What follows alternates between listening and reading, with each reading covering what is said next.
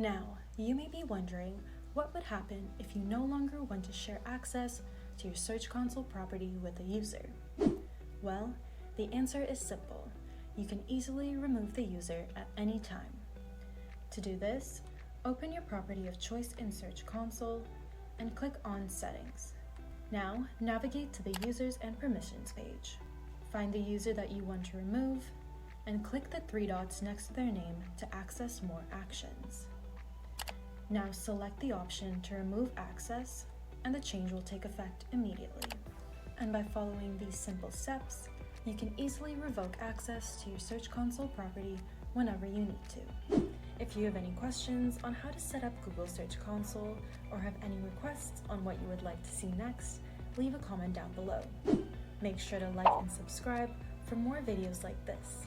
Thank you for watching, and I'll see you in the next video.